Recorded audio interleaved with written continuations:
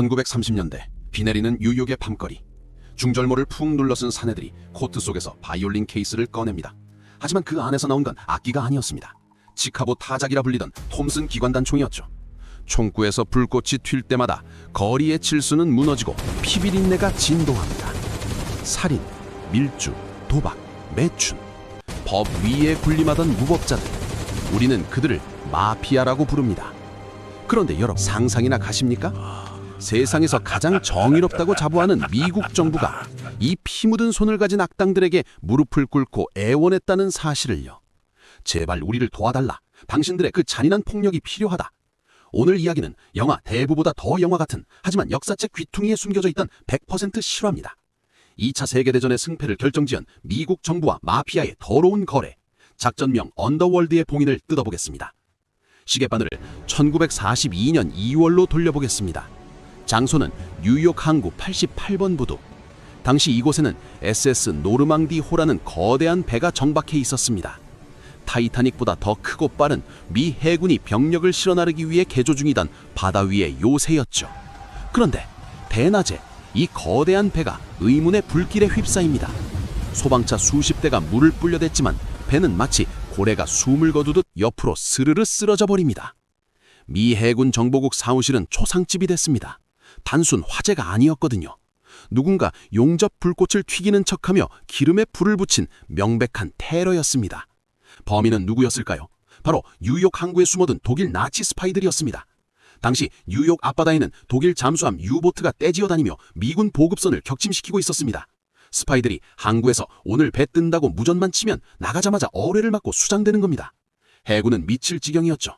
부두를 장악해야 하는데 그곳 노동자들은 해군 장교가 말을 걸면 침부터 뱉는 거친 뱃사람들이었습니다. 짭새들이 뭘 알아! 꺼져! 공권력이 통하지 않는 무법지대. 결국 해군 정보국장 해픈든 중령은 결단을 내립니다. 독을 잡으려면 더 지독한 독을 써야 한다. 그는 양복 안주머니에 1급 기밀 문서를 넣고 뉴욕 북부의 차가운 감옥 다네모라 교도소로 향합니다. 차가운 독방, 죄수복을 입었지만 눈빛만은 형형한 남자, 뉴욕 마피아 5대 패밀리를 통합한 전설적인 보스 찰스 럭키 루치아노였습니다. 해군 장교 해픈든이 그 앞에 마주 앉습니다. 긴장감이 흐르는 침묵. 먼저 입을 뗀 건 해군이었습니다. 루치아노, 본론만 말하지. 독일 놈들 때문에 우리 배가 다 가라앉고 있어. 항구가 뚫리면 뉴욕도 끝이야. 네가 부두를 꽉 잡고 있다며. 애들 좀 풀어라. 루치아노가 비웃으며 대답합니다. 이봐 중령, 난 여기서 30년형을 살고 있어. 바깥 세상이 불타든 말든 내가 알게 뭐야. 내 스테이크나 방해하지 말고 나가시지. 애국심도 없나? 당신도 이탈리아인이기 전에 미국인 아니요? 애국심? 그게 밥 먹여주나? 내가 널 도와주면 넌 나한테 뭘 줄 수 있는데? 역시 장사꾼이었습니다. 루치아노는 정확히 자신의 몸값을 알고 있었죠. 그는 조건을 내겁니다. 첫째, 이 추운 감옥 말고 따뜻한 교도소로 이감시켜 줄 것. 둘째, 내 감방에 도청장치 치우고 부하들이 언제든 면회 와서 사업 보고를 할 수 있게 해줄 것. 셋째, 전쟁이 끝나면 내 형기를 깎아줄 것. 말이 좋아 협상이지, 이건 국가가 범죄자에게 특혜를 주는 것이었습니다. 하지만 배가 가라앉고 있는데 찬밥도 온 밥 가릴 때가 아니었죠. 해군은 이를 악물고 루치아노의 손을 잡습니다. 좋다, 거래 성립. 대신 항구에서 독일놈 냄새도 안 나게 만들어. 다음 날부터 뉴욕의 풀턴 어시장 풍경이 묘하게 바뀝니다.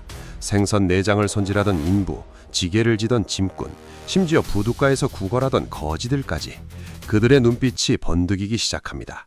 루치아노의 명령이 떨어진 거죠. 항구에서 낯선 놈이 보이면 일단 잡아서 족쳐라. 마피아식 방첩 활동은 FBI처럼 신사적이지 않았습니다. 아주 원초적이고 확실했죠. 예를 들어볼까요? 한 남자가 부두에서 어슬렁거리며 선정 날짜를 기록하고 있습니다. 그때 덩치 큰 인부가 다가가 툭 칩니다. 형씨, 담배 하나만 줘봐. 스파이가 당황하며 라이터를 건넵니다. 예, 여기. 이거 독일제 라이터네. 그리고 형씨 억양이 좀 이상하다. 브로클린 토박이라면서 이 동네 횟집 사장 이름을 몰라? 대답을 머뭇거리는 순간 양옆에서 쇠타이프를 댄 사내들이 나타납니다. 그 의심스러운 남자는 어떻게 됐냐고요? 그날 밤 양발에 시멘트가 굳은 채로 허드슨강 바닥으로 가라앉았습니다. 경찰에 신고? 재판? 그런 건 없습니다. 그냥 실종 처리되는 거죠. 이런 식으로 처리된 독일 스파이가 몇 명인지 기록조차 없습니다. 확실한 건 그 후로 뉴욕항에서 배가 출항 정보를 들켜서 침몰하는 일은 단 한 건도 없었다는 겁니다. FBI 요원 100명보다 쇠파이프 든 마피아 1명이 더 효과적이었던 겁니다. 뉴욕 항구를 지키는 작전명 언더월드가 성공하자 미군은 더 큰 그림을 그립니다. 바로 1943년 역사적인 시칠리아 상륙작전 오퍼레이션 허스키였습니다. 미군은 이 작전을 성공시키기 위해 다시 한번 루치아노의 손을 빌립니다. 시칠리아는 지형이 험하고 주민들은 배타적이라 누구 편을 들지 알 수가 없었거든요. 이때 감옥에 있던 루치아노가 노란 손수건 하나를 꺼냅니다.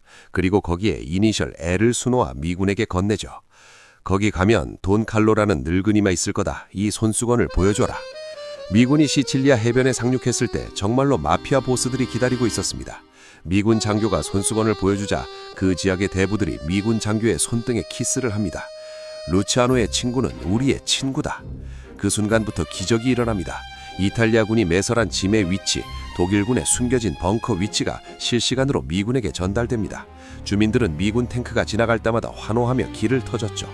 수많은 미군 병사의 목숨을 구한 건 최첨단 무기가 아니라 갱스터의 노란 손수건 한 장이었던 겁니다. 1946년 전쟁이 끝나자마자 루치아노는 석방됩니다. 그리고 이탈리아로 추방되죠. 그는 나폴리의 항구에서 죽는 날까지 이렇게 떠들고 다녔다고 합니다. 야, 그때 메가더 장군도 나 아니었으면 쩔쩔맸을걸? 내가 미국을 구했어. 여러분은 어떻게 생각하십니까? 승리를 위해서라면 살인자 집단과 손을 잡는 것이 현명한 선택일까요? 아니면 국가가 스스로 범죄를 정당화해준 씻을 수 없는 오점일까요?